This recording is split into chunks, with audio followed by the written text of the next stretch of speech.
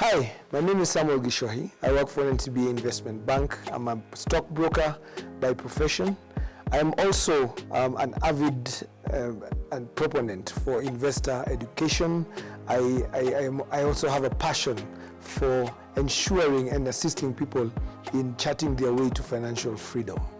I'm happy to be here. I would like to thank Learn on TV for this opportunity to take us through this series of educational and investor educational topics that will be towards helping you to chart your financial journey. Thank you very much.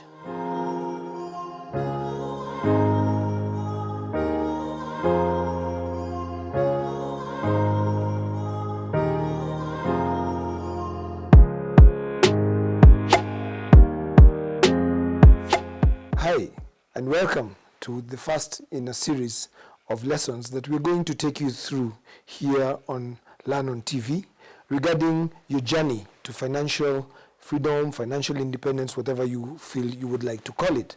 We're going to begin with a few of the basics, and some of the basics are the reasons we sometimes find ourselves unable to create or to find financial stability, even as we go through the various stages in life.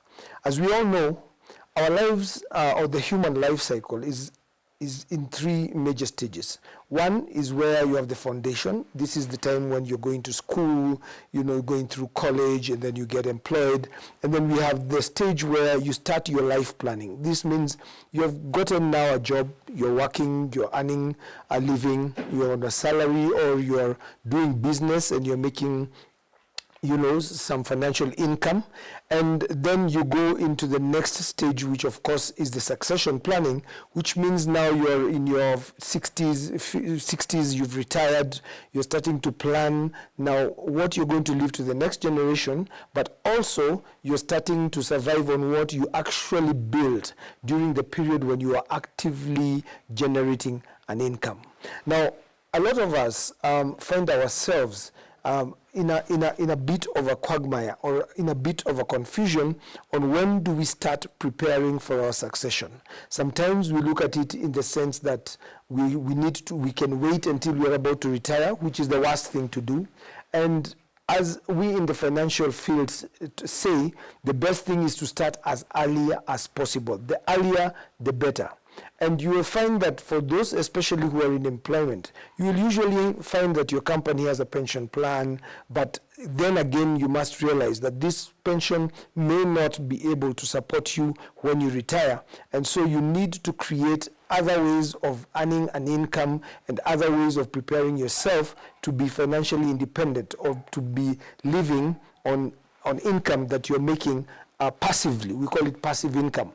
Income that is coming in without you having to do any work, because at some point in your life, when you reach that succession planning stage, you will not be able to work for money, so your money better be working for you.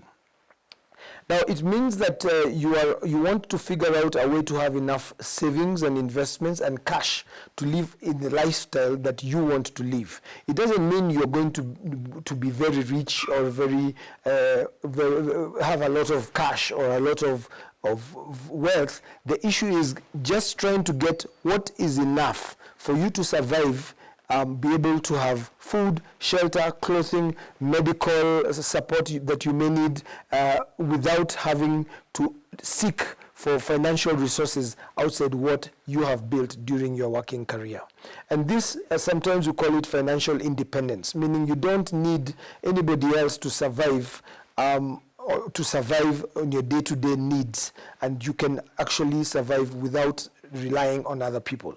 And so the questions you need to ask yourself is, when can you stop working for money today?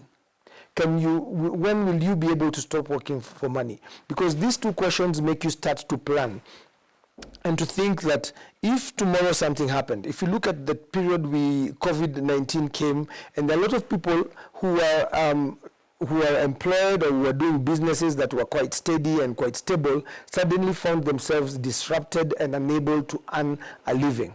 And at that point, you find that a lot of people realized that they didn't have enough on the side to be able to support them in their day-to-day livelihoods. So this is the kind of stuff that means that you will need to generate enough passive income outside of what you earn on a day-to-day basis, which is sitting in, say, a place where it is earning, your money is earning interest, or your money is earning dividends, or your money is earning something that will keep you surviving. Sometimes it is also even the amount of savings. How much money do you have set aside for any emergencies or any period when you're unable to generate an income? Now, one of the mantras that we use in the financial field is that unless you change how you are, you'll always have what you've got. Meaning that sometimes it is our mindset. Sometimes, a lot of the time, it is our habits that need to change so that we are able to generate an income.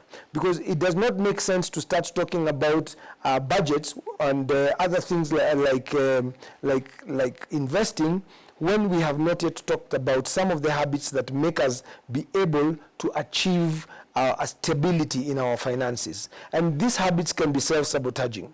One of the main things that can cause you to not be able to be stable financially is not having a plan. I mean, at the end of the day, if you fail to plan, you plan to fail. So what is the plan? When do you intend to retire? When do you intend to maybe build a home? When do you intend to say build a business? Because at the end of the day, if you don't start, then you never will get anything done. So sometimes we push things for tomorrow, for another day. We procrastinate and forget to make a plan. And without a plan, without thinking at a certain point in my life, I need to be doing A, B, C, D, you won't be able to say that if at a certain point in my life, I want to be able to replace, say, my salary or my business income with passive income, then you will not be going in the right direction. And so what happens is when you have no plan, you start following the herd. We have seen in Kenya a lot of people ending up in dubious investments, pyramid schemes, because they start following everybody else who seems to be having a plan, because you yourself do not have a plan. And that means you end up buying expensive things which are liabilities, rather than assets, because an asset is something that gives you income. Whereas when you buy some things like expensive cars and expensive, phones and stuff, just because you want other people to see, it just means you're not creating an income. And in that sense, at the end of the day, you're going to end up in debt and in other very dangerous situations financially. Again, you need to also try to understand more about financial. You need financial knowledge. Then there's a lot of advisors out there, including ourselves, whose work is to just have discussions on the investment decisions you make.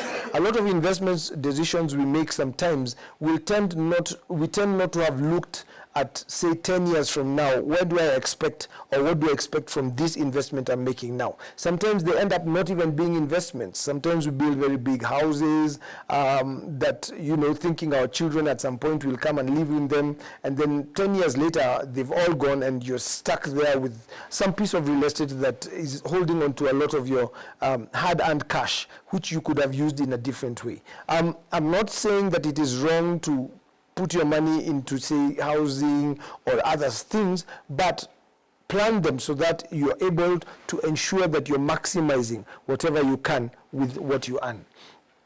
So again, we are sometimes programmed from when we are very young by our upbringing, and our attitude towards money can be another mistake that we make. Because a lot of the time when we go, or when we went to our parents asking for money for this and that, the common answer was, hakuna pesa, it's hard to find money. So we have this mindset of thinking that money is this thing that is very hard to get, very hard to come by. And so we tend to treat money with fear rather than having money as being an opportunity to either invest it or apply it to different financial assets that can give us future returns and future income and help us to go into a journey of financial stability. And sometimes we find ourselves frustrated and angry because we put our money in a certain savings plan or something, and we didn't choose the right ones. They go down with our money, and so it even adds into what we call the downward spiral in how we treat our financial transactions as we work for our hard-earned money. So when you look at the statistics on the ground in East Africa, you will find that it is a dire situation. And so we are looking to find a way to get out of this situation. I mean, 91% of Kenya, of East Africans spend more money than they earn. Do you spend more money than you earn? Then it means you're not planning your money, you're not budgeting, you're not leaving something aside for your retirement, etc. About 70% of us don't even have income on retirement.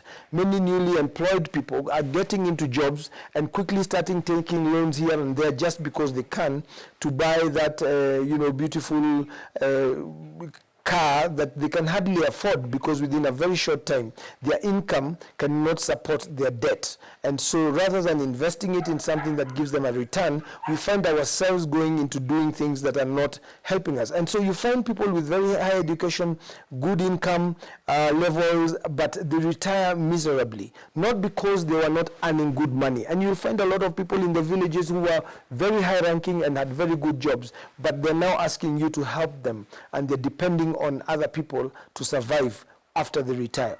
This is a situation that we don't want to be in, and therefore we need to start looking to move in a direction in which we are preparing ourselves for our future. Another mantra that I'm going to talk about is that you can have more than you have because you can become more than you are. What you need to do is to start to learn, talk to your financial advisor, find somebody who is knowledgeable about finances. But today we have so many resources even on the internet, so you can start looking and getting more financial education. One of the first things you need to do is to determine or have some financial goals. Where do I intend to be at what point in my life? So that you can start to look at how much do I need to be able to live my life independent of, say, my current, if I didn't have a job, if I couldn't wake up every morning to go and do something. Then check if your expenses exceed your income, because that is a red flag. If every month by 15th or 16th of the month, you are starting to borrow from friends just to survive through the month, there is a problem. How do your expenses, what do you do with your expenses when your income increases? Now, sometimes we get a pay rise at work, or our business starts doing better, and we immediately move to a bigger house, to a more wealthier estate. We immediately move our children to more expensive schools. We immediately buy a more expensive car. And so this means we are not creating that buffer, that amount of savings that can help us to start to put something away for a rainy day, because we are spending everything that we earn. And as I said, sometimes your expenses can exceed your income. And think about it, if you had that expensive car and now the fuel prices, you can see where they have gone with all this inflation, then chances are your salary or your income as a business person is not growing at the same rate, and so you're setting yourself up for failure. Again, have you taken a loan to finance your lifestyle or buy consumer goods? That's another thing. Sometimes we take a loan to buy something that is not going to add any value or any financial income to us, but becomes a liability rather than an asset. And so check, are you in debt, or do you have something set aside? Because you will never be able to invest or to put money into a financial asset that earns you passive income if you are not creating disposable income, as in if you're not creating a saving or something extra from what you earn. And then start to look for income streams. There's so many income streams out there, stocks, bonds, real estate. There is even art and collectibles, precious metals. There's so many things that you can invest in, and you just need to go and it's available, the information. Where I said earlier, I'm a stockbroker with NCBA Investment Bank. You can come and sit down and we discuss certain areas of investment that you can put your extra money and apply it so that you can earn passive income and grow. And so again, knowledge is the key. Engage a financial advisor. Find out how much risk you can take, how much risk capacity you have to be able to to build on what you earn and create more so that you have what we call a critical mass. At the end of the day, and I'm going to leave you with some food for thought. These are the things that you need to be checking. One, have you written down your financial goals? Do your expenses exceed your income? Do your expenses and investment increase when your income increases? And then have you taken a loan, again, as I said, to finance your lifestyle? Do you have even a will in place? If you're, say, you're over 50, you need to start preparing for the succession. And are there good goals that you have been postponing? Again, let us stop procrastinating, prepare yourself, and ensure that you're doing something to prepare for your future. Again, as I said, if you fail to plan, you plan to fail. If you were disabled today, how long could your income or your savings support you? Again, at the end of the day, are you in credit or are you in debt? Thank you very much for listening to me. I hope that you're going to take some time to even join us here on Learn on TV to discuss other investment ideas. But for now, I hope that you will spend the next week just looking deeper into how you're treating your finances so that we can start to create that little amount on the side that we can build up slowly as we go into this series, so that in the end you find that you are beginning to prepare for your future adequately. Thank you and have a good day.